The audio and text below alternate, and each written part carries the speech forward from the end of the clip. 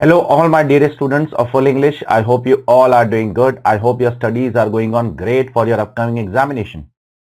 So today we are going to revise a very important topic which is a must come topic in the examination. There will always be a question on this topic, that is taxation of trust. And that too we are going to revise in full English. So without wasting any further time, let us start with the revision, comprehensive revision in full English for taxation of trust. Now the first thing that we need to understand in this chapter, that there are two types of trust which are covered under the income tax law. One is covered under regime 1 and another is covered under regime 2. We have classified all of them into two regimes, regime 1, regime 2. Now regime 1 are certain institutions, colleges, university, hospitals which are approved under 1023C. These are regime 1 institutions. And regime 2 are charitable and religious trust which are registered under 12AA and 12AB. Earlier it was 12AA, now it is 12AB. So first you need to understand the classification of both the regimes. Regime 1s are certain institutions, certain associations, college, universities or hospitals which are approved by central government under 1023C. And regime 2 is registered by the income tax law. CIT gives the registration under 12AB. Now let me tell you one very important development which has been made for the last few years, but Finance Act 2024 has given a confirmation that the regime 1 is going to be discontinued from future. With effect from 1st October 2024, no fresh application will be accepted under regime 1. Regime 1 is going to be closed now. And that is the reason for the last 3-4 years what the government is doing. They are making the provisions of regime 1 and regime 2 at par. They are making similar amendments in both the provisions so that regime 1 and regime 2 look similar to each other. And now because both of them are similar, the government is discontinuing regime 1 from 1st October 2024. The provisions of discontinuing I will be speaking about after some time. It is covered as a separate amendment in this chapter. So our main objective in this chapter would be to focus on regime 2. Because regime 2 is going to continue. Because regime 2 is going to be the future of the income tax law. Okay. And even in the new income tax law which is going to be coming in the next year, only regime 2 will be covered in that. Regime 1 is not there in the new income tax law. Okay. So now without wasting any further time, let us talk about regime 2 now. Regime 1 also we will talk about little bit at the end of this chapter. Not very important for exam. Regime 2 covers charitable and religious trust which are registered under section 12AB. Earlier it was 12AA and now it is 12AB. Now if you want to get yourself registered as a charitable or religious purpose, you need to fulfill certain conditions. You need to do religious activity. Now the question is the term religious activity defined under income tax law? The answer is no. The term religious activity is not defined under the income tax law. Second question, is the word charitable purpose defined under the income tax law? The answer is yes. The term charitable purpose is defined under the income tax law, but the term religious purpose is not defined under the income tax law. What do I mean by the term charitable purpose? It is defined under section 2 clause 15 in an inclusive manner. They have not defined exhaustively. They have defined in an inclusive manner. And there are 6 specific points and 1 general point. Let me talk about the 6 specific points first of all. Charitable purpose includes relief of poor. Charitable purpose includes education. Charitable purpose includes medical relief. Charitable purpose includes services in relation to yoga. Charitable purpose includes preservation of environment, and last but not least, charitable purpose includes preservation of monuments. These 6 activities are covered specifically in the definition of charitable purpose. But there is one general point also which is given in point number 7. Point number 7 says that any other object of general public utility that can also come under the definition of charitable purpose if the commercial receipt is up to 20% of total receipts. So in the 7th condition, that is in the general point, they have put some monetary limit. In the first 6 points, there is no monetary limit. For relief of poor, for medical relief, for education, for yoga, for preservation of environment, for preservation of monument, there is no monetary limit. But for any other object, for general activity, they have put a limit that your commercial receipt means the fees which you charge to the other person for providing the services. Whatever services you are providing to the other person, you are charging some fees to them. That is known as commercial receipt. So that commercial receipt, if it is up to 20% of total receipts, you can call yourself as a charitable purpose. If it crosses 20% of total receipt, then you cannot call yourself as a charitable purpose. This is what it is written over here. So this is the first thing that you need to learn in this chapter, that is the definition of charitable purpose.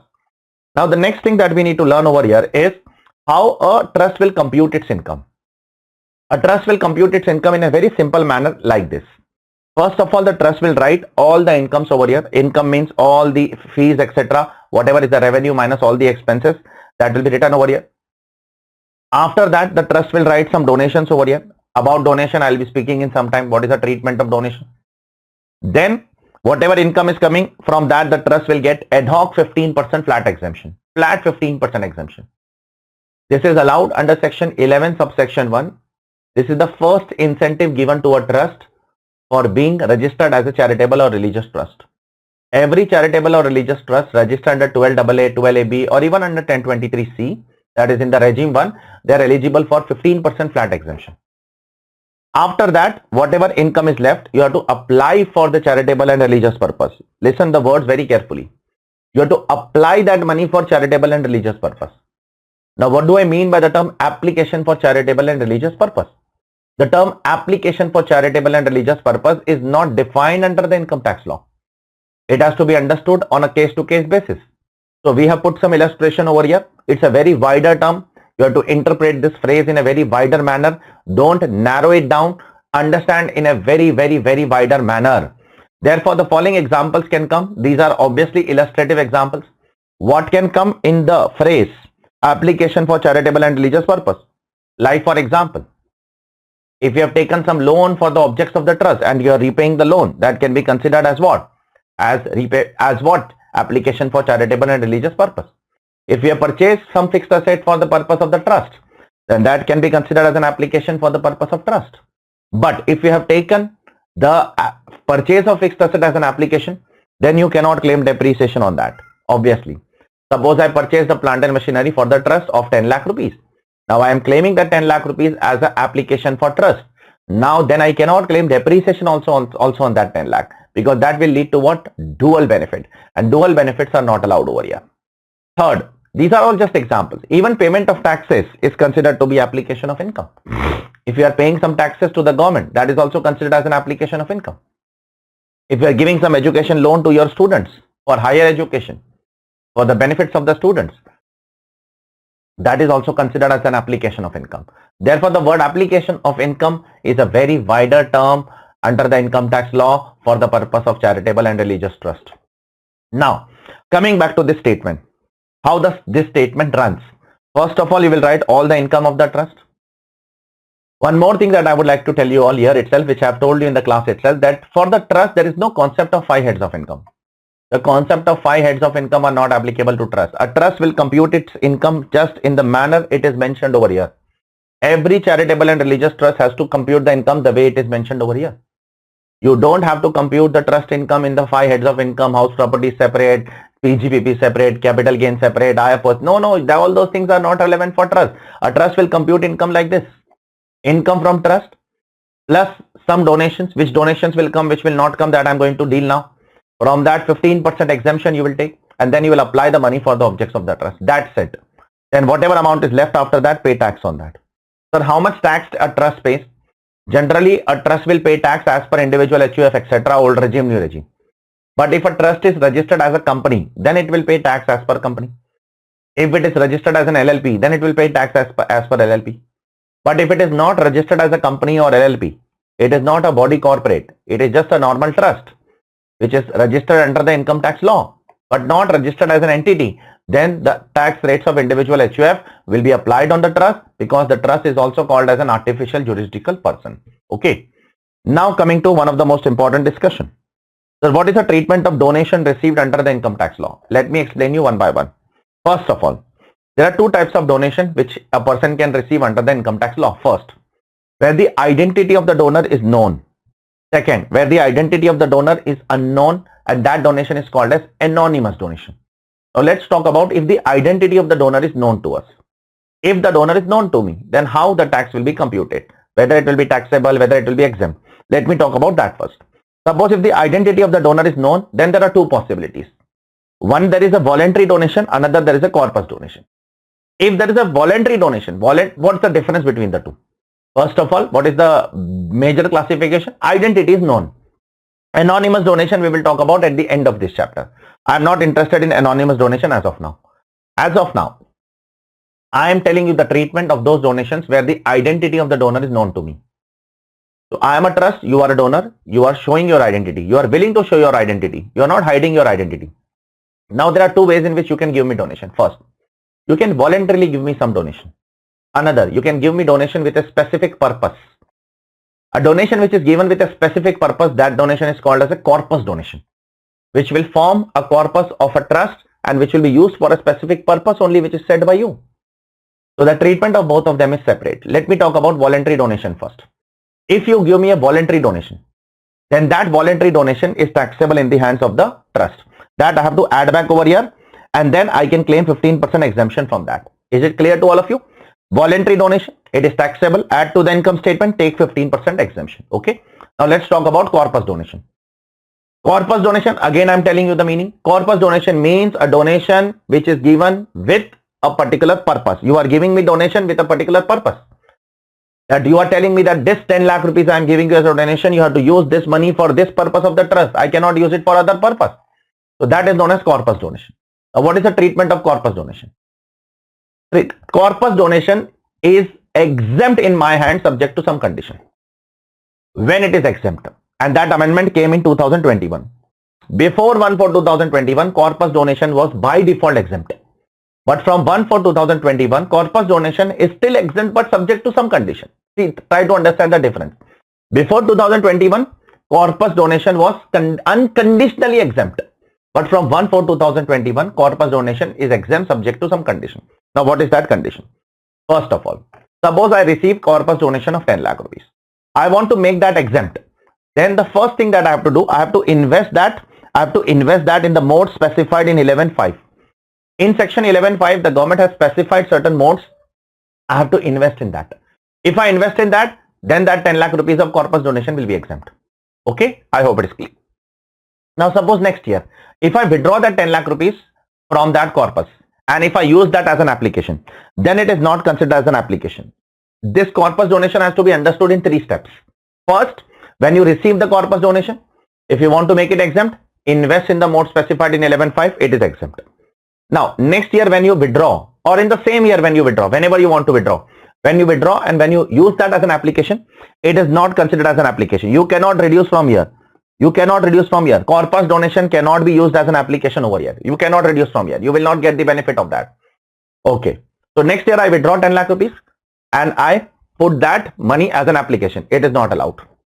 Now, next year after that, if I deposit back that money to the 11.5 mode, then it is allowed as an application. Again in the next year, when I deposit back that to what? To the mode specified in 11.5, at that point of time, the government will allow me that as an exemption. And now in that also they have put one more condition last year, that I have to deposit back that within 5 years. Within how many years? Within 5 years I have to deposit back. If I deposit back that after 5 years, then I will not get that as an exemption. So I will again tell you, first year you receive 10 lakhs, you want to exempt, invest in 11.5, it is exempt. Next year you withdraw 10 lakhs, you apply that 10 lakhs, it is not considered as an application, it is not considered as a deduction. Now, next year after that, within 5 years, if you deposit back that in the mode specified in 11.5, you will get that exemption of 10 lakh rupees. Otherwise, if you deposit after 5 years, then you will not get the exemption of that 10 lakhs. I hope it is clear to all of you. I hope everyone is clear with the treatment of corpus donation. I have given you a complete example in the class also, in our regular batch as well as in our exam oriented batch. You can check it from that. Okay. Now, what if I take a loan and if I apply that, whether it is allowed as a deduction? Not allowed. From 1/4/2021, from 1/4/2021, earlier it was allowed, but from 1/4/2021, 1st April 2021, it is not allowed. If I take a loan and if I apply that money, then it is not allowed as a deduction. For example, if I take a loan of 10 lakh and if I purchase a building, that is not allowed as a deduction. But yes, when I will repay the loan, at that time it will be allowed as a deduction. Here also they have put one restriction that I have to repay within 5 years. If I repay within 5 years, then only it will be allowed as a deduction. Otherwise, it will not be allowed as a deduction. I hope it is clear to all of you. Now, apart from that, you have to fulfill many other conditions as well if you want to claim an application. First of all, if you give any amount as donation to somebody, it should not be a corpus donation. We will talk about that in the next page. Second, when you make a payment to somebody, you have to deduct TDS. Third, When you make a payment of more than 10,000 rupees to somebody, it has to be by 4 modes. Account pay, just like PGBP, account pay check, account pay draft, ECS, and such other electronic mode. Point number 4, point number 5, and point number 4 and 5, I'll just speak in some time because that is given below.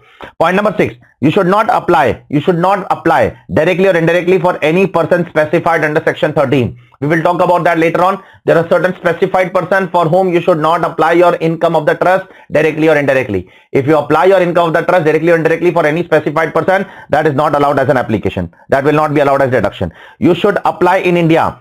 In India, if you apply outside India, it will not be allowed as deduction except with the approval of board. If the CBDT is giving you approval to incur outside India, then only you can incur outside India. Otherwise, you are not allowed to incur outside India. Now, point number 4 and 5, which will also cover the above 2 points.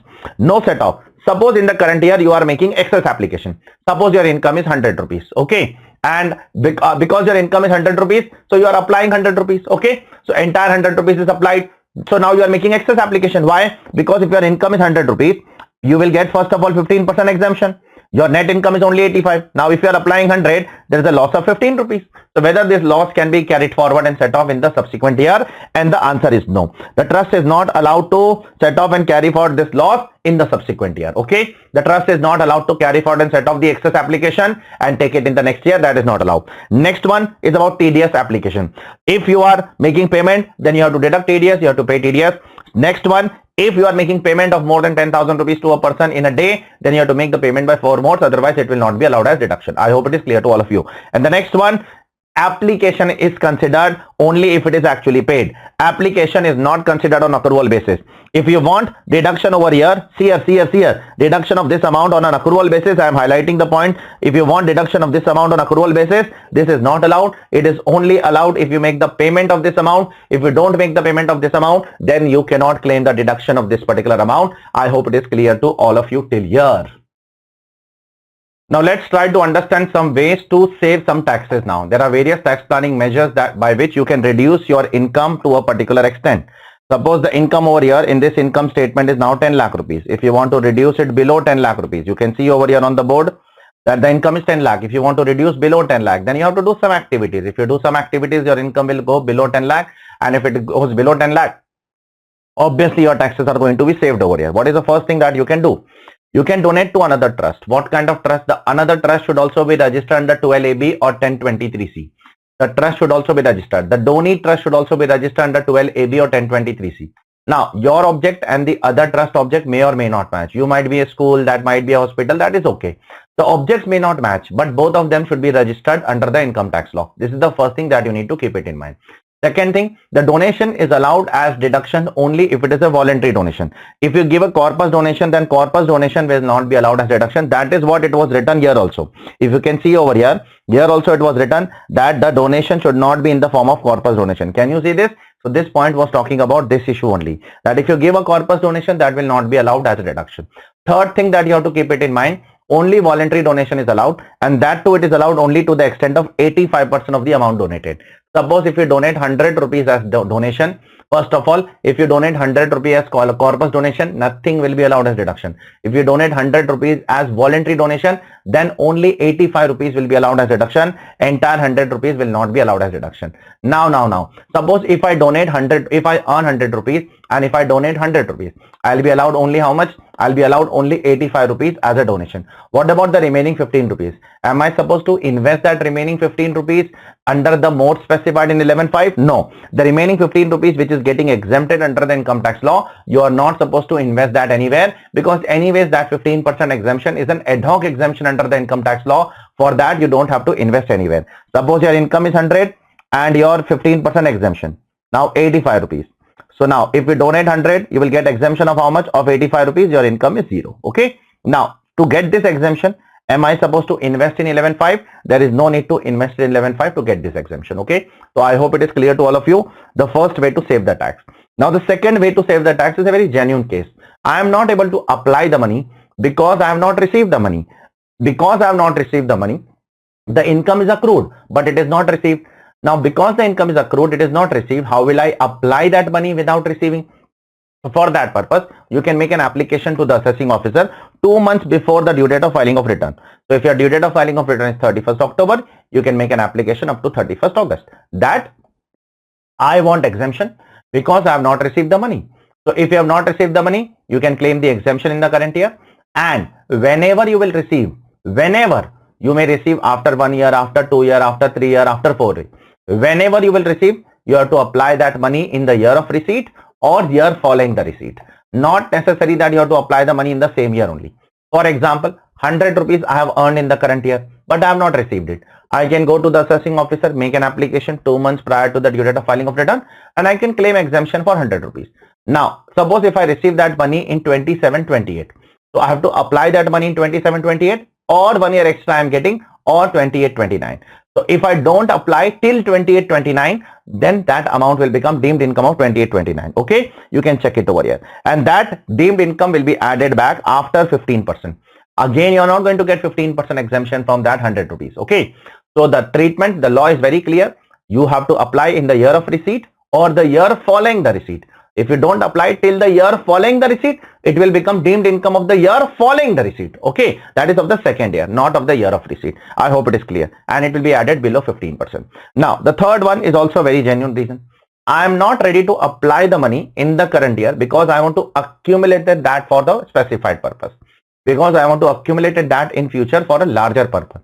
That is the reason I am not applying that money in the current year. So what shall I do, sir? In that case, you have to fulfill lot of conditions mentioned under section 11 subsection 2. You have to fill a prescribed form at least 2 months prior to the due date of filing of return. Okay, the prescribed form is form number 10. You have to fill a prescribed form at least 2 months prior to the due date of filing of return, and you have to give it to the assessing officer. Sir, what shall I write in the form? You should specify the purpose for which you are accumulating. You should specify the period for which you are accumulating, and your period cannot be more than 5 years. It has to be maximum 5 years. So if you are accumulating for previous year 24-25, you have to accumulate for 5 years maximum from the end of this year. That is 25-26, 26-27, 27-28, 28-29, 29-30. You have to apply the money till 29-30, otherwise it will become deemed income. Okay, so you have to go to the assessing officer at least 2 months prior to the due date of filing of return, give an application in form number 10, mention the period which is maximum 5 years, mention the purpose, and then that money which you are accumulating, that you have to invest in the mode specified in 11.5. You cannot keep that money in your pocket. You have to invest that in the mode specified in 11.5. Okay, now in future you should not do some mistakes, like you have withdrawn and now you are using for some other purpose, not for specified purpose, then it will become deemed income. Similarly, if you are withdrawing and you are donating to another trust, then also that is also not allowed. Are you accumulating for donating to another trust? No, you are accumulating for specified purpose. Then you should use it for specified purpose. You should not donate that to another person. If you withdraw and use it for donating to another person, then it will become deemed income. Third, if you cease to keep that money in the mode specified in 11.5, you are removing the money from 11.5 and putting some other which is not covered in 11.5. Say you are putting in the shares of Reliance Industry, which is not covered in 11.5, it will be deemed income. And the fourth one, if you don't withdraw and don't apply within 5 years, then it will become the deemed income of 5th year. In my example, 5th year comes to which year? 29-30. 29-30 is the 5th year. It will become deemed income of the 5th year. So these are the 4 deemed incomes in which your income will be taxable. Again, it will be added below 15%. Now, sir, I have tried my best to apply for the specified purpose, but I was not able to apply for the specified purpose. The circumstances were beyond my control. Can I use it for some other purpose? Yes. You can ask the AO. You can tell the AO that I have tried my best and the circumstances were beyond my control. So I am using this for some other purpose, not for the specified purpose. So AO will allow you, but AO will not allow you to donate to another person. You have to apply for the objects of your trust. You cannot donate that to another person. Suppose you have mentioned in the form number 10 that I will use that for the purpose of building, but that building project is scrapped. So now it is beyond the circumstance, it is beyond your control to apply that for the purpose of building. So you are using that for some other purpose of your trust. So you can use it by taking a permission from the assessing officer, but you cannot give that as a donation to another person. If you give that as a donation to another person, then it will not be allowed as an application. I hope it is clear to all of you. And last but not least, fourth reason, any other reason. Any other reason is any other reason other than the above 3 reasons. Here you have to make an application to the AO, again at least 2 months before the due date of filing of return, and AO will give you a grace period of 1 year. In the current year, he will give you an exemption and he will tell you to apply the money in the immediately next year. And if you don't apply the money in the immediately next year, then it will become deemed income of the immediately next year. I hope it is clear to all of you. So these are the 4 ways in which a trust can save its tax under the income tax law. Now let's move on to the next part. It's a small section, section 11 subsection 7, which says that if you are registered as a trust under 12AA, 12AB, then you cannot claim any exemption under section 10. Section 10 exemptions are gone for you. Okay, you cannot claim section 10 exemption, but there are certain section 10 exemptions which are allowed to you. Like section 10(1) is allowed to you. What is 10(1)? Agriculture income exemption you can claim along with the charitable trust registration. So even if you are registered as a charitable trust, you can claim agriculture exemption also along with that. Apart from that, any other section 10 exemption you cannot claim. You can also claim 1023EA, 1023C, 1023EC, ED, 1046, 1046A, 1046B. All of them are not in your syllabus. But can I claim both of them simultaneously? No. You cannot claim all of them simultaneously. Either you can claim 12AA, 12AB or these sections, or you can claim these sections. Either you claim this or this. You cannot claim this also and this also simultaneously at the same time. Okay. So that's what it is written in the note. So it's a small section. So moral of the story, if you are registered as a trust, you can claim agriculture exemption forever. There is no harm in that. But for other exemptions of section 10, either you can claim these exemptions or you can claim 12AB. You cannot claim both of them at the same time. I hope it is clear to all of you. Now let's go ahead with the next part. The next part is a very procedural part, that is how a trust will make an application for registration, and after they make an application for the registration, and how much time they will get the registration, and the registration will be valid for how many years. Is it valid forever or is it valid for a particular period of time? And then they have to reapply for the registration. So earlier what used to happen, before 2021, once a registration was granted to a trust, it was forever. But now it is not forever, it is maximum for 5 years. Okay. So now we are going to see different circumstances in which the assessee will make an application for registration. First of all the existing trusts which are already registered under 12A or 12AA on or before 31st March 2021. So all those who are already registered since last 50-60 years, everybody has to reapply under 12AA. Everybody has to reapply under the new registration scheme. So the government is bringing a revamp in the registration. Every trust which is already registered under the income tax law, they have to make a reapplication on or before 30th June 2024. This is the time for application. Now once they make an application, the government will grant them the registration. Registration is granted these days online only by the Commissioner of Income Tax. The Commissioner of Income Tax will grant you the registration within 3 months from the end of the month in which the application is uploaded. And then you will get registration for 5 years. No inquiries will be done. You will be enjoying the registration for 5 financial years. Okay. No inquiries will be done. Why no inquiries will be done? Because you are already registered. Now you are just changing the procedure from old registration into a new registration. There is no need to make any fresh inquiries. Inquiries were already done earlier. You are already a registered trust. So you are just changing your registration from old to new regime. Okay. Now let's talk about the next case. Suppose you are a new trust and you have not started your activity so far. This is your first year of trust and you have not started your activity so far and you are coming for an application. So you have to make an application 1 month before the commencement of the previous year. So whenever is the previous year commencing, you have to make an application 1 month before that. Now within 1 month from the end of that month, you will get the registration. And now listen carefully. If you are a new trust and you have not started your activity, you will be given a provisional registration for 3 years without inquiries. No inquiries will be done now. You will be only given a provisional registration as of now. You will not be given a final registration. Yes. In this, there can be one more kind of trust. You are a new trust, but the activities are not started today. Activities were started say 5 years back. So you have been doing charitable activity, but for registration you have come today. So for such kind of trust, the government has made a separate provision here that if you have already commenced your activity, then if you have already commenced your activity, there is no need to apply for a provisional registration. You can directly apply for what? Final registration. You can directly apply for final registration. So keep this thing in mind. If you are a new trust and you have not commenced your activity, then you have to apply for provisional registration. If you are a new trust but you have already commenced your activity, then you have to directly apply for what? Apply for the final registration. I hope it is clear to all of you. Okay. Now the third case. If you are provisionally registration, as you are provisionally registered over here, after 3 years you have to come for final registration. Yes or no? because once provisional registration will complete, you have to apply for the final registration. Now provisional registration was given without inquiry, but obviously final registration will be given with inquiry. Earlier we have given you registration without inquiry, but now we are going to give you the final registration by conducting proper inquiries. Now coming to this case, if you are provisionally registered or you are approved under 1023C. So if you are approved under 1023C, as I have told you from 1st October 2024, 1023C registration will not continue. So all those who are registered under 1023C can come under 12AB now. Okay, they can reapply under 12AB from 1st October 2024 if their registration is expiring. So you have to make an application within 6 months from the expiry of provisional registration or 6 months of commencement of activity, whichever is earlier.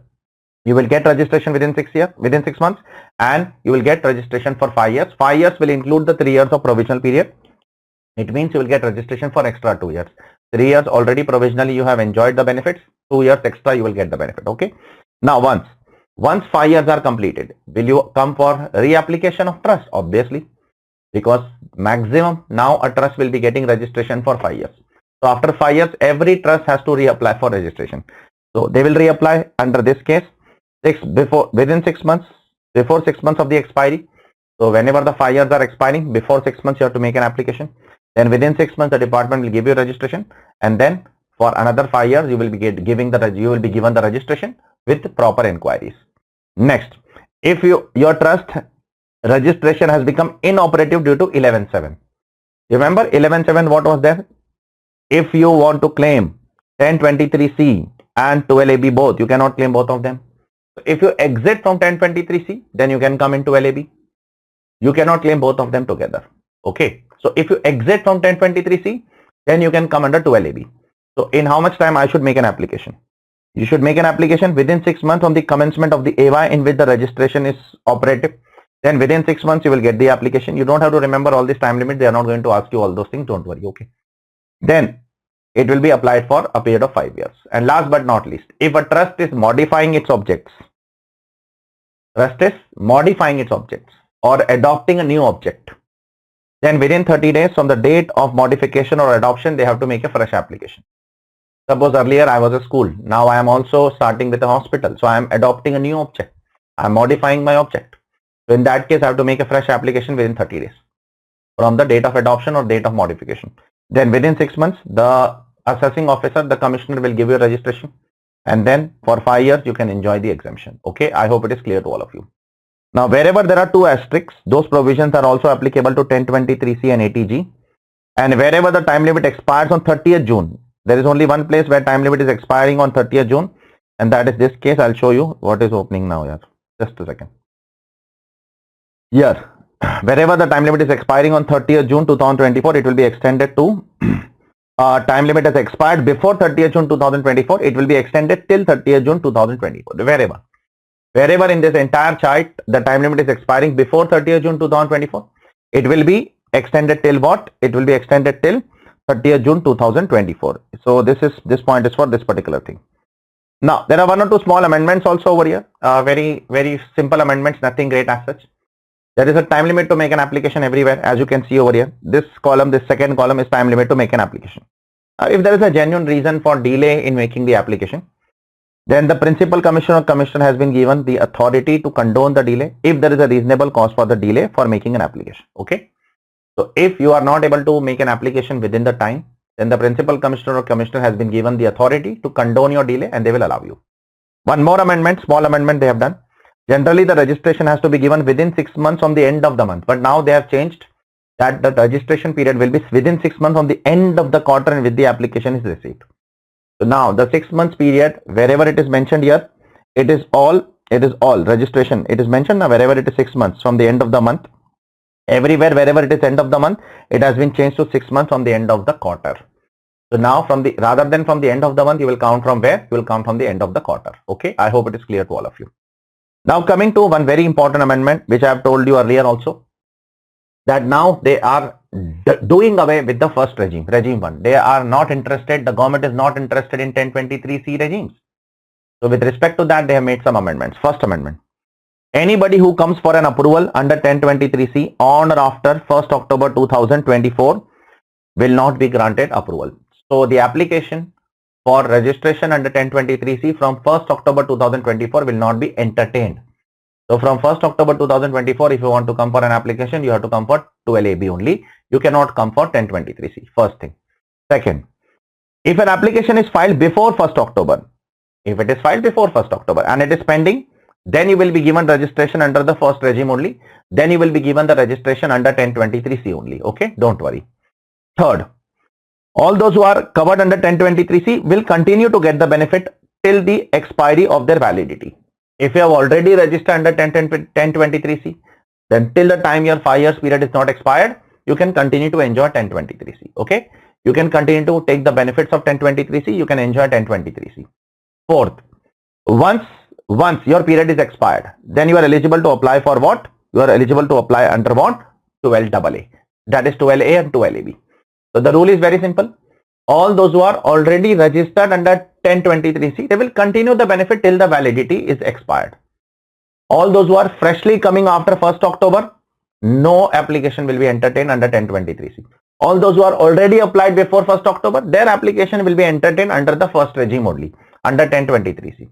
And whenever the time period will be expired, you can come. All those people who are covered under 1023C, and if that time is expiring in future, their doors are not closed, they can come to 12AB for registration. I hope it is clear to all of you. So this is what this particular paragraph wants to tell us. Now, this discussion was a very, very procedural discussion. Now let's go ahead with another procedural discussion, that is cancellation of registration. Who has the authority to cancel registration and under what circumstances the registration can be cancelled by the Income Tax Department? First of all, the registration can be cancelled under 12AB subsection 4 by Principal Commissioner or Commissioner of Income Tax in 3 circumstances. Where the Commissioner has noticed occurrence of certain specified violation. So if the Commissioner has noticed certain specified violation, then he will cancel. Or if the Commissioner has received a reference from the AO under second proviso to 143, which we have talked in the chapter of what? Assessment procedure. That if AO finds some violation, then the AO will intimate the Commissioner and then the Commissioner will withdraw the registration. Remember that in section 143 we have done it. So first point is what? The Commissioner has noticed. Second point, the Commissioner has got information from where? From the AO. And the third, the Commissioner has got information from the risk management strategy of the board, that is from SFT or from AIS or from any other system from framed by the CBDT. From there the CBDT has got the information.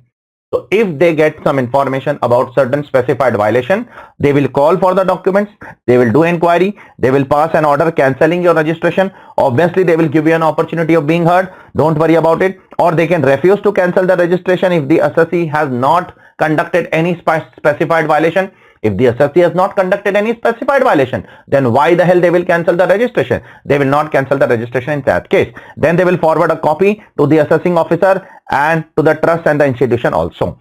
Now the most important thing over here is, what do I mean by specified violation? When it can be said that the assessee has done some specified violation, that is what we are interested over here. Now there are some circumstances in which you can say the assessee has conducted some specified violation. There are circumstances in which you can say the trust is doing specified violation that gives the authority to the Principal Commissioner and Commissioner to cancel the registration. First, where the income of the trust has been applied for other than the objects of the trust. Whatever income you are earning, you are not applying for the objects of the trust, you are applying for any other objects.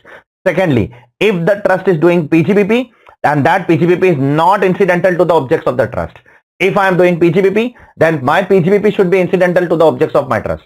If it is not incidental to the objects of my trust, or if I am not maintaining separate books of accounts, then it is said to be a specified violation. Third, if the trust is applying its income for any private religious purpose. Fourth, if the trust is applying its income for any particular religious community or caste. Fifth, if the trust is not genuine or not carrying out its activity in accordance with the objects of the trust. If the trust is not carrying out its activity genuinely, or if it is not carrying out its activity in accordance with the objects of the trust, it is said to be a specified violation. Next, if the trust is violating the requirement under any other law, if there are certain other laws which needs to be fulfilled, if there are some court's orders If there are some High Court orders, some Supreme Court orders or decrees which you have to follow being a trust, you are not following that, you are violating other laws, you are violating court's order, you are violating court's decree, then your trust can be registered, your trust registration can be cancelled by the Commissioner of Income Tax. And last but not least, if your application for trust contains false information or incorrect information, if you don't give correct information in the application for trust, your registration can be cancelled by the Commissioner of Income Tax. Last but not least, it will be cancelled within how much time? It will be cancelled before expiry of 6 months from the end of the quarter in which the first notice is issued by the Commissioner of Income Tax. So whenever the Commissioner of Income Tax will issue the first notice, from the end of that quarter, not from the end of that month, from the end of that quarter, within 6 months, they will cancel the registration. Okay. So this is what this procedure is all about. Now let's move on to the next provision, which is very important, which is talking about exemption for capital gains under trust. It is very simple. Let me take an example. With the help of this example, I will explain you the exemption for capital gains under the chapter of charitable and religious trust. Suppose a trust is selling an asset for a full value of consideration of 9,30,000. Expense on transfer is 30,000. Therefore, net consideration is how much? 9 lakh. Keep attention, pay attention on this 9 lakh rupees, that is net consideration. Now, the cost of acquisition is 6 lakh rupees. Therefore, capital gain is 3 lakh rupees. Now, if the trust wants to save this 3 lakh rupees, trust has to invest this 9 lakh rupees. How much? The net consideration. The trust has to invest this net consideration in another capital asset. So if the trust invests this 9 lakh in another capital asset, this entire 3 lakh will be exempt. But if the trust invests less than 9 lakh in another capital asset, then only a proportionate amount will be exempt. Suppose if the trust invests only 8 lakhs in another capital asset, then how much will be exempt? The cost of new asset is 8 lakh minus the cost of old asset. The cost of old asset is 6 lakhs. This is the cost of old asset. This is the cost of old asset. Therefore, 2 lakh will be exempt and 1 lakh will be taxable. Therefore, the rule is very simple. If the trust wants exemption, it has to invest the entire net consideration. If it invests less than net consideration, then only the cost of new asset minus the cost of old asset, that much will be exempt. The extra will be taxable. Now, what if the trust invests more than 9 lakh? Suppose if the trust invests 11 lakh. Then if the trust invests 11 lakh rupees, then in that case, entire 3 lakh will be exempt because 11 lakh is more than 9 lakh rupees. Now the excess amount over and above 9 lakh will be considered as an application. Check. That can be considered as an application and that you can reduce from the trust income. I hope it is clear to all of you. Is it clear?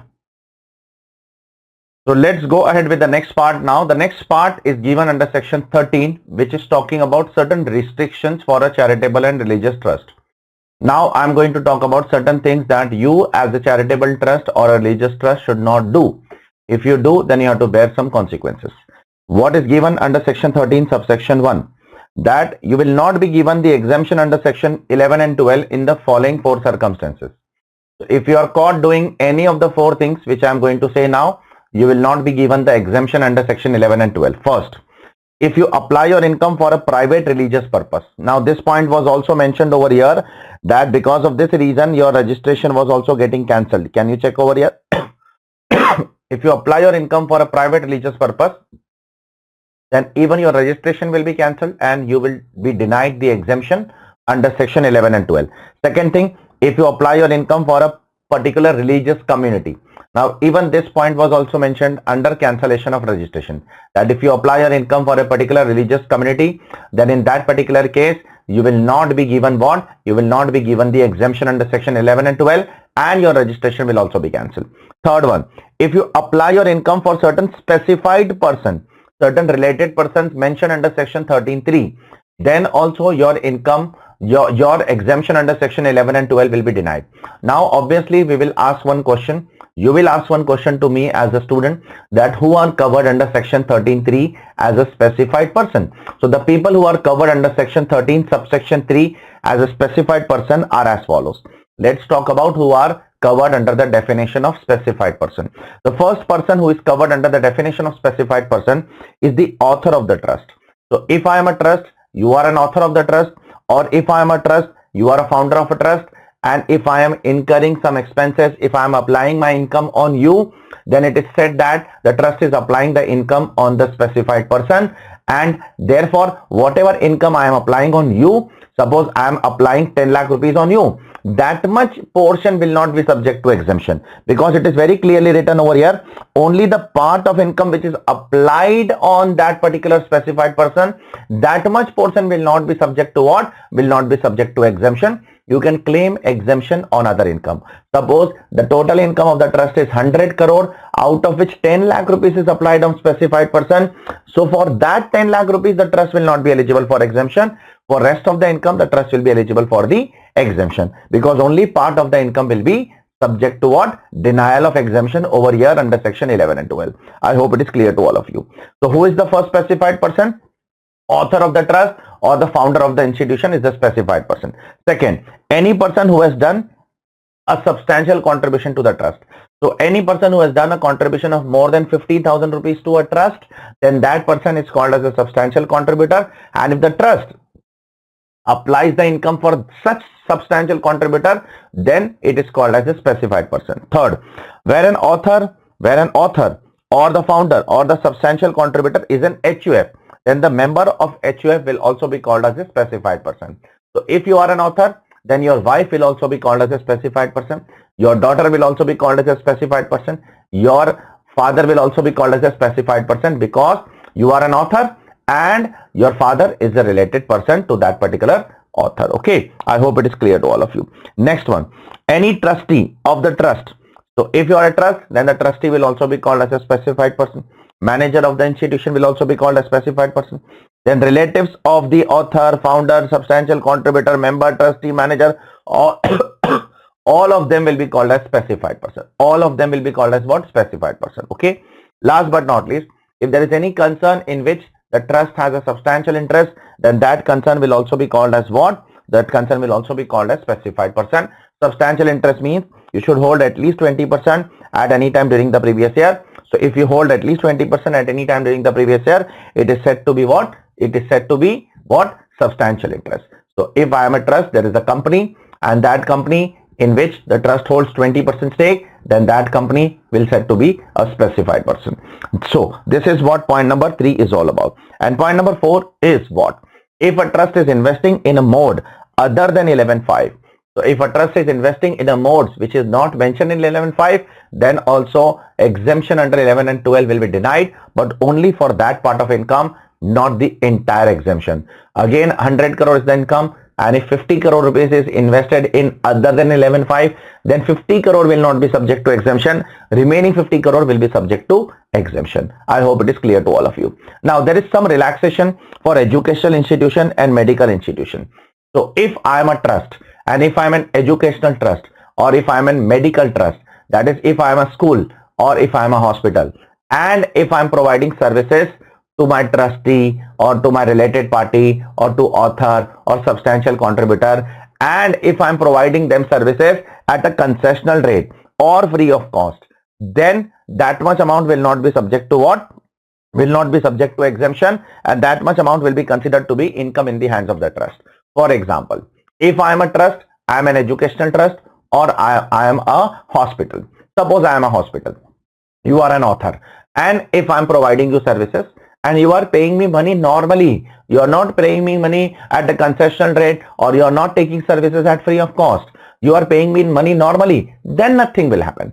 For educational and for hospital, nothing will happen. But if I am providing you services and you are not paying me anything, or you are paying me at a concessional rate, then whatever benefit I am giving you, suppose I am giving you a benefit of 5 lakh rupees, that 5 lakh rupees which I am incurring on you will not be subject to exemption. That will not be allowed as deduction to the trust. Plus that 5 lakh rupees will be added to the income of the trust, and trust has to pay tax on that. Okay. So there are two effects of that. The 5 lakh rupees which I am incurring on you, first of all, that will not be allowed as deduction to the trust. Secondly, it will be added to the income of the trust, and trust has to pay tax on that. I hope it is clear to all of you. Now, let's go ahead with the next part. Suppose if I provide some benefits to the specified person, then even specified person has to bear the brunt of tax.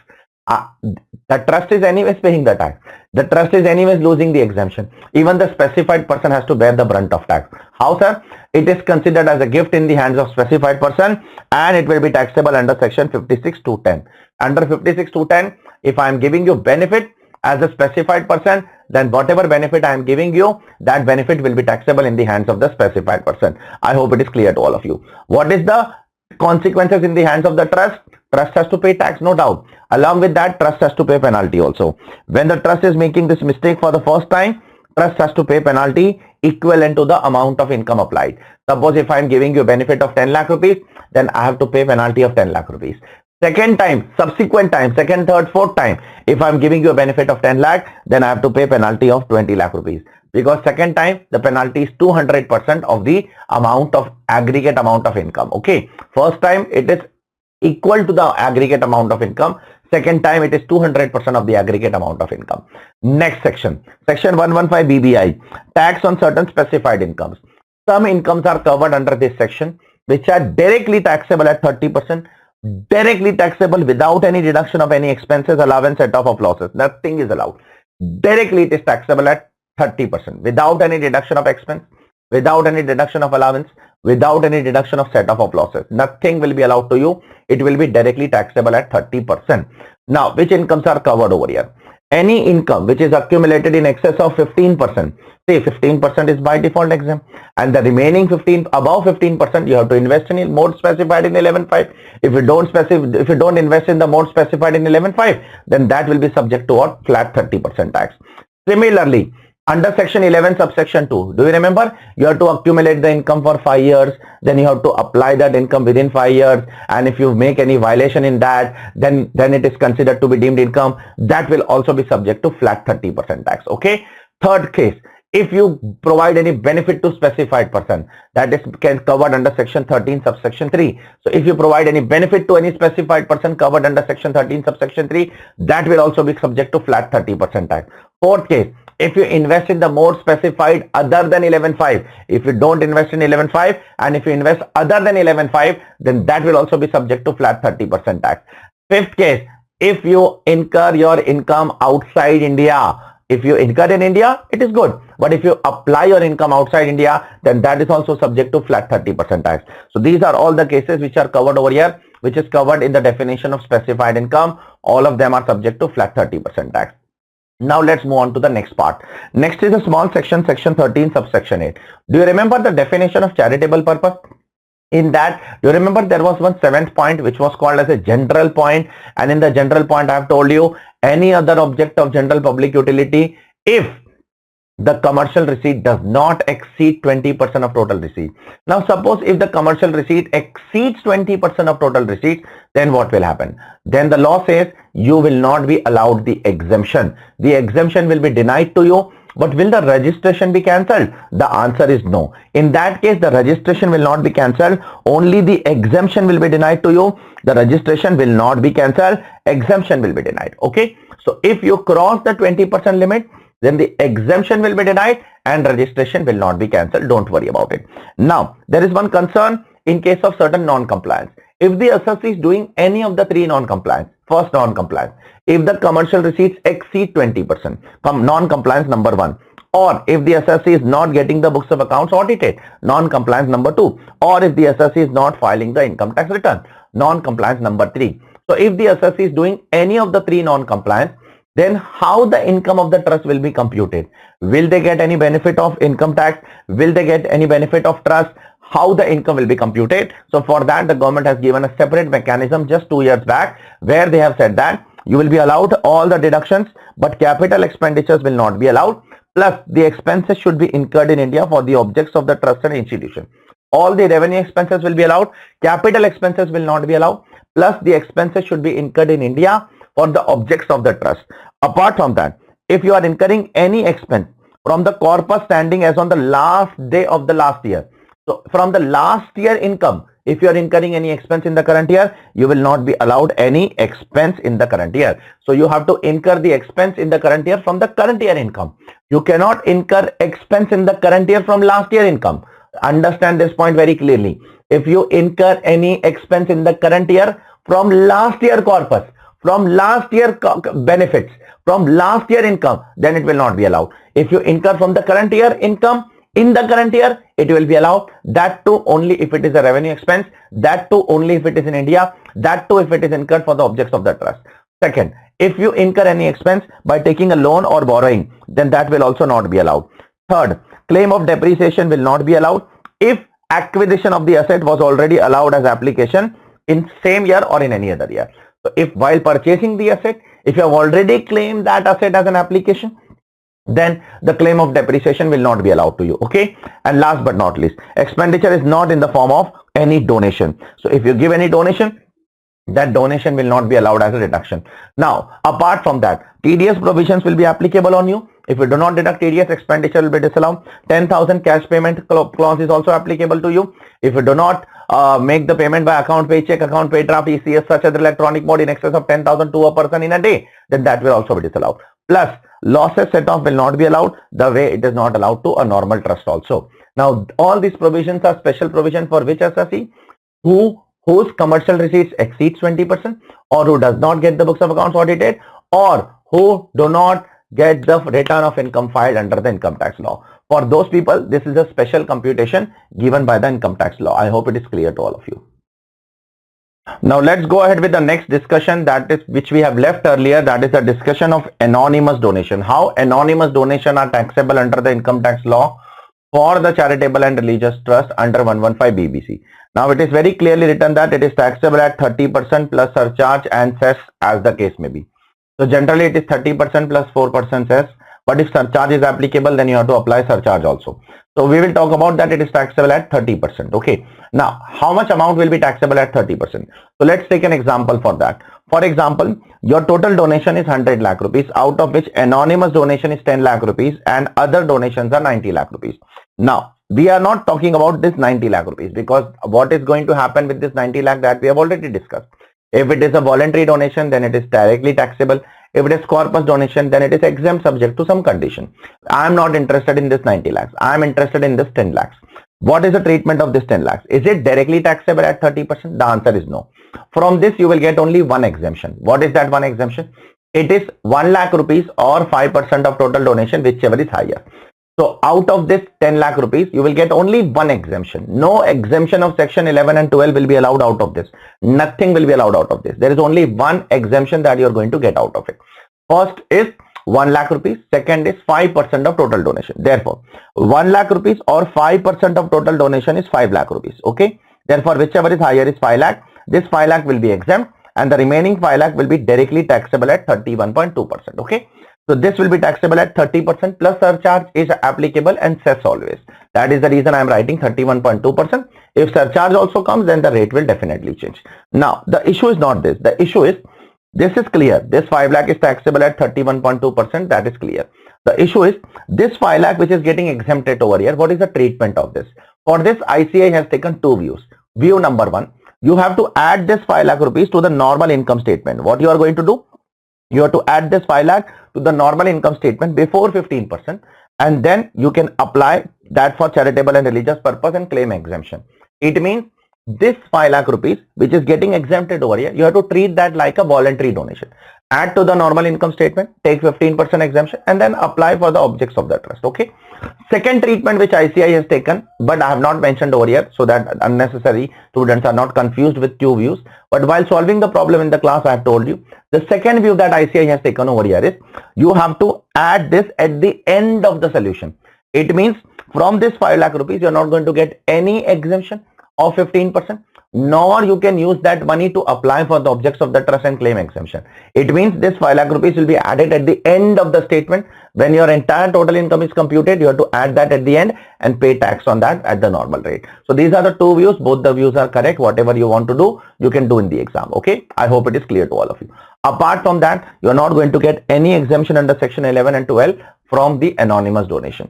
Now, for whom this treatment is applicable? Remember, this treatment is not applicable for a trust which is wholly religious in nature. So it means if you are a wholly religious trust, then you are not going to follow 115 BBC. It means if you are a wholly religious trust, sorry, my health is not up to the mark.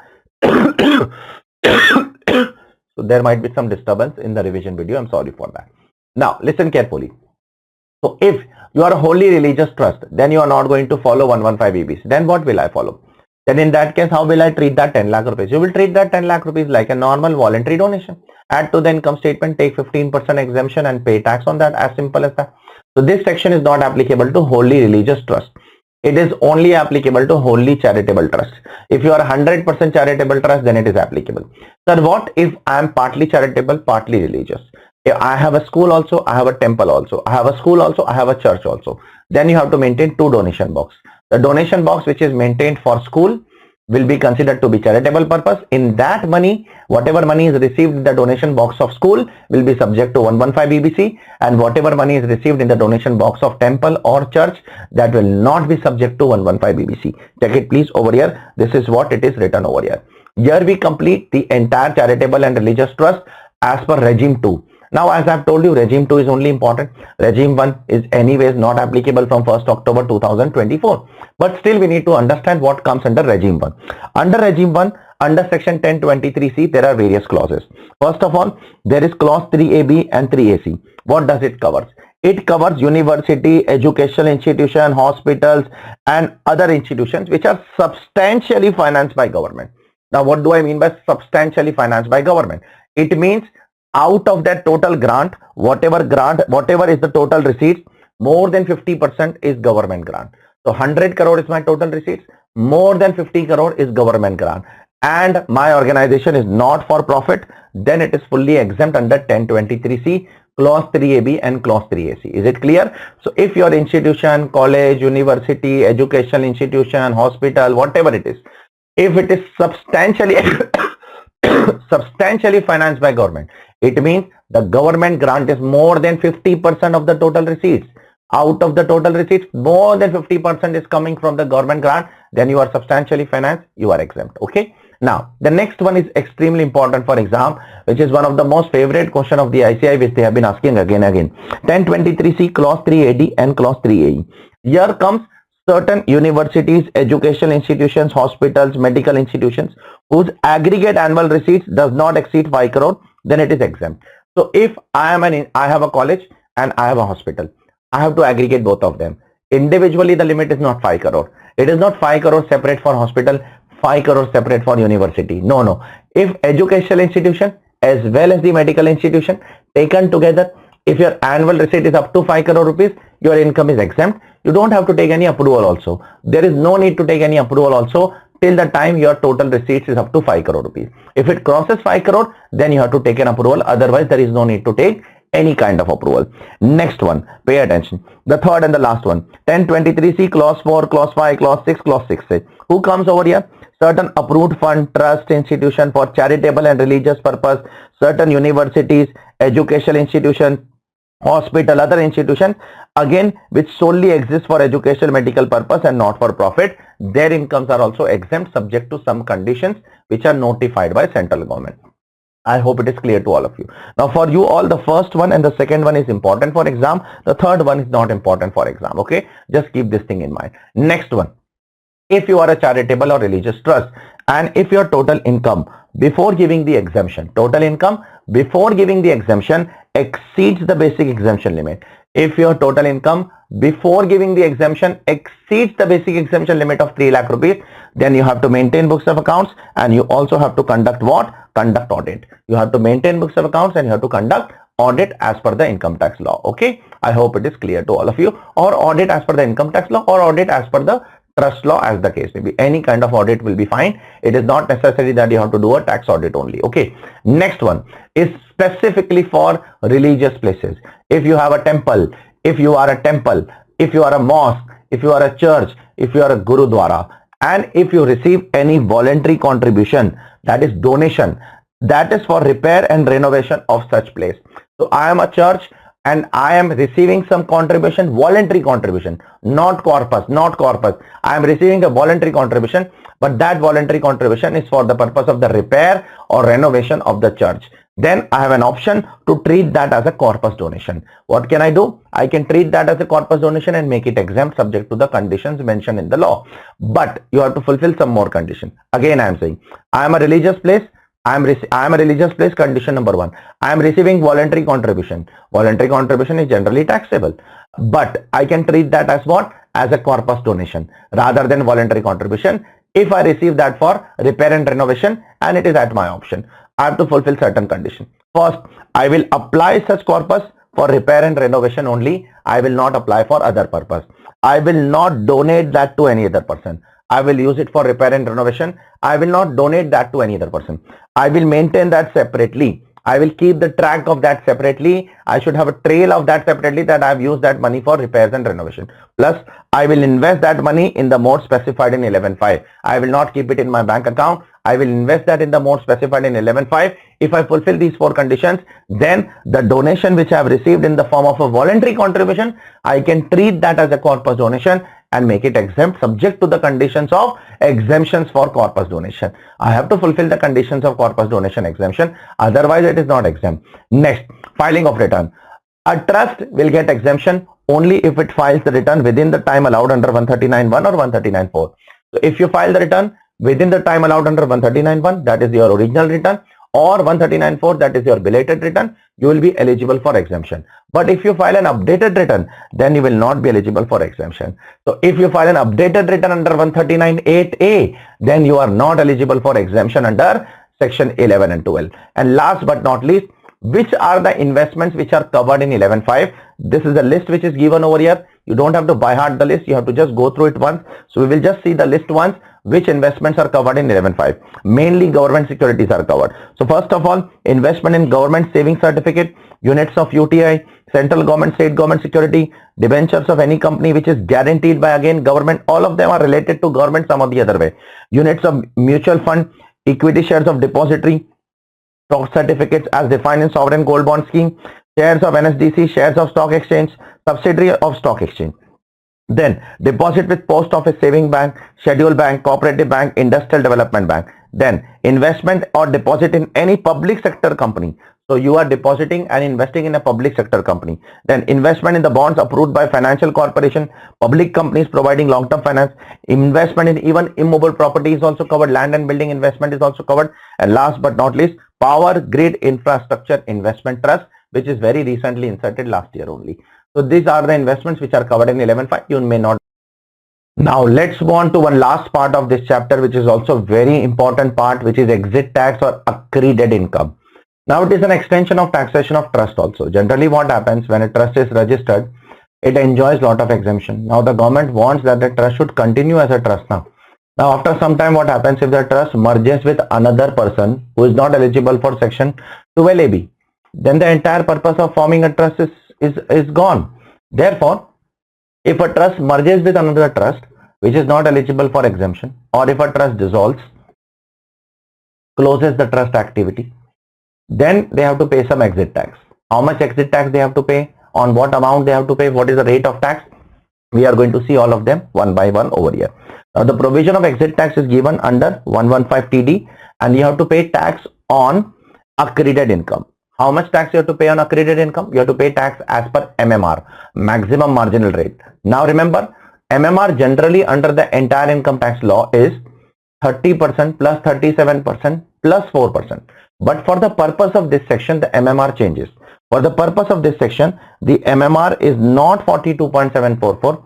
It is 30 plus 12. The surcharge changes over here.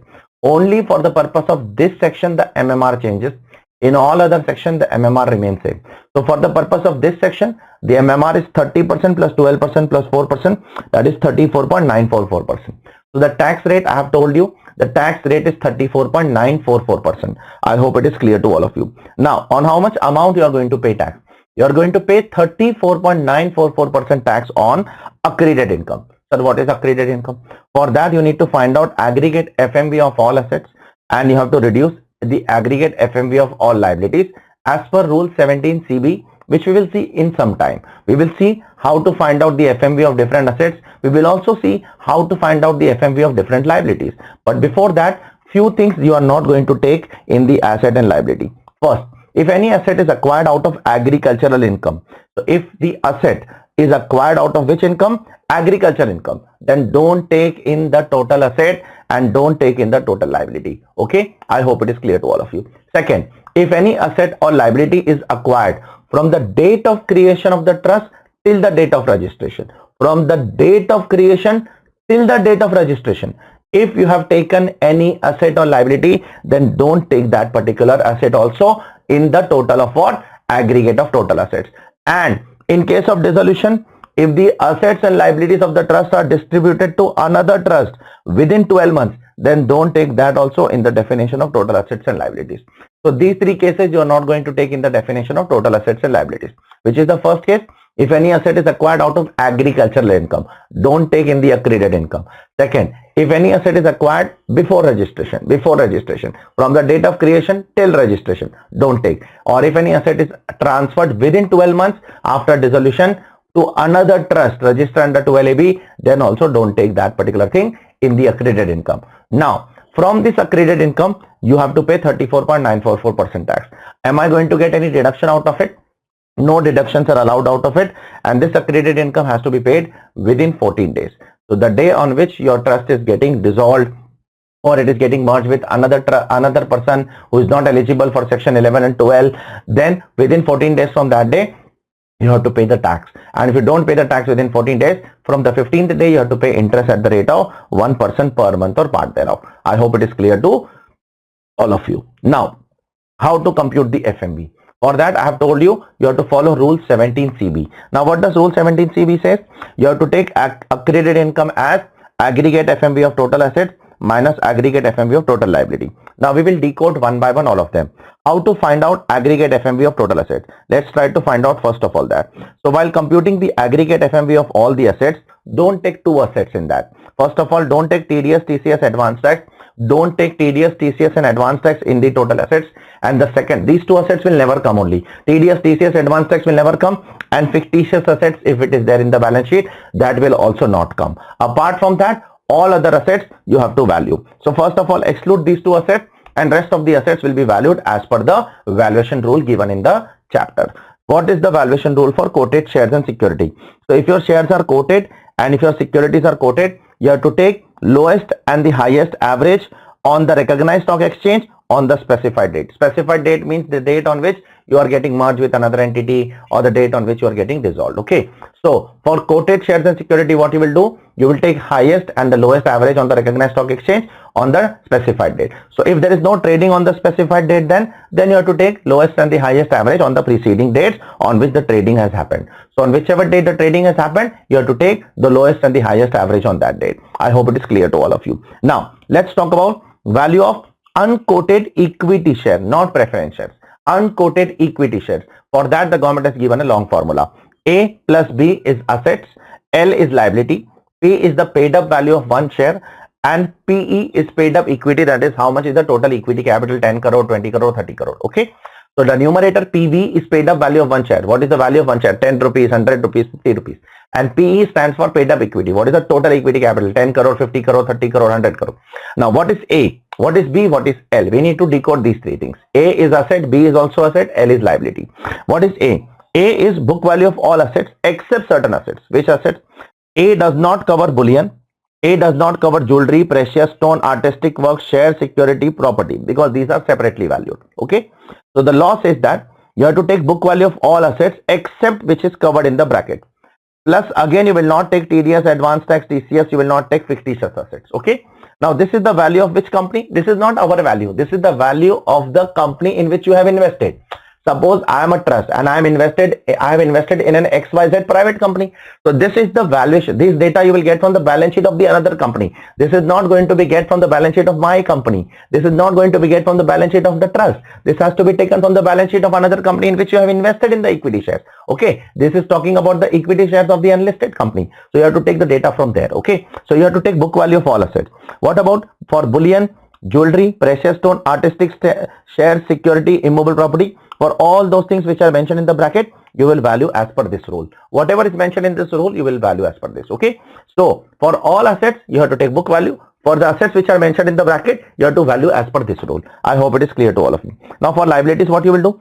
For liabilities, you will take book value, but you will not take certain liabilities. First, you will not take contingent liability. But in that also there is an exclusion. It means you will take this. So because in exclusion, if there is an exclusion, you have to take that. So book value of all liabilities you will take, but contingent liability you will not take in the total liability. But arrears of dividend payable you are going to take in the total liability. Amount set aside for payment of dividend you will not take. Any reserves and surplus you will not take, but other than those set apart for depreciation, that you will take, because in exclusion there is an exclusion. So those reserves which are set apart towards depreciation, you are going to take that. Provision for tax you are not going to take. Advance tax, TDS, etc. you are not going to take. Provision for unascertain liability you are not going to take. Any cumulative preference shares you are not going to take. Okay, any amount of cumulative preference shares you are not going to take. This is how you are going to value your unquoted shares. How are you going to value your shares and security other than equity shares? So for that you are going to take the market value, and the market value will be taken as per the valuation report of merchant banker or the accountant. These are which shares? Is it talking about listed shares? No, listed shares are already covered in point number 1. Is it talking about unquoted equity share? No, that is also covered in point number 2. So this is talking about unquoted debentures, unquoted preference shares, unquoted bonds, etc. All of them will be valued at market value as per the valuation report of merchant banker and accountant. Next, immobile property, don't take book value. Institute will deliberately give you book value but ignore book value. For immobile property, you are going to take market price or stamp duty value, whichever is higher. Or you are going to take market price or stamp duty value, whichever is higher. Next, if you have investment in certain business undertaking, so if you have investment in certain AOP, BOI or in certain firms, so how will you value that? You will take A plus B minus L of that particular firm, and then you will take your stake in that. You have to take A of that, assets of that, B of that, assets of that firm, and then minus L of that, whatever value will come, then whatever is your stake, 30%, 40%, multiply that, you will get the value of the business undertaking. And last but not least, for any other asset, you will take market value and not book value. Okay, any other asset other than the above 5 assets, you are going to take market value and not the book value to value the Rule 17 CB, what? Accredited income. Last but not least, all assets are valued. Now we need to value the liability also. For liability, it is very simple. You have to take book value of all liabilities, but you will not take certain things. You will not take capital, you will not take accumulated fund, you will not take corpus, you will not take reserves and surplus, you will not take unascertain liability, you will not take provision for tax. So what will you take? You will take creditors, you will take long-term loans, you will take debentures, you will take outstanding expenses. All these things are going to be taken in the definition of liability over here. I hope it is clear to all of you. Now the last 2 things over here which I will address, that will complete comprehensively the entire revision of your taxation of trust in full English for my dear students. Next is deemed exit tax. Now we all know that we have to make an application for a fresh registration. Remember, till 30th June 2024, even the old trust has to make an application for their fresh registration under the new regime. Remember or not? All those trusts which are registered for the last 50 years, they also have to make a fresh registration. Now, if you fail to make the registration, then the government says that we will apply exit tax on you. We will say that you are liable for exit tax. Because if you fail to make a registration under the new regime, you are as if you are no more registered under the income tax law, and therefore the department will impose what? Exit tax provision on you. This is the concept of deemed exit which was brought in Finance Act 2023 last year. Now, Finance Act 2024 has brought a new section 12AC with effect from 1st October 2024 to give you relaxation. Now, what is the relaxation over here? This section says that where any trust under 12AB or under 1023C, it is merging with another trust or institution, then the provision of exit tax will not apply. So if a trust is merging with another trust, but trust is not merging with business entity, or the trust is not getting dissolved, the trust is merging with another trust or institution, then the provision of what? Exit tax will not apply, subject to some condition. First, the other trust should have a same or similar object. The other trust, the trust with whom we are merging, should have a same or similar object. Same or similar object. Similarly, the other trust is also registered under 12AA or 12AB or 1023C, and the said merger has to fulfill certain conditions which the government may prescribe later on. As of now, they have not prescribed. The government may prescribe later on. Okay. So this is what the comprehensive revision of your taxation of trust and exit tax is all about. I hope you all have enjoyed it. If you have enjoyed it, please do share with all your friends who wish to understand and revise CA Final Direct Tax in full English. I will try my best to put the entire syllabus for you all as a revision in full English along with my Hindi revision. Don't worry about it, but just be patient. My health is not supporting me, but still I am trying my best to give you the best of the services that I can do from my side for you all. Till then, take care all of you. Bye.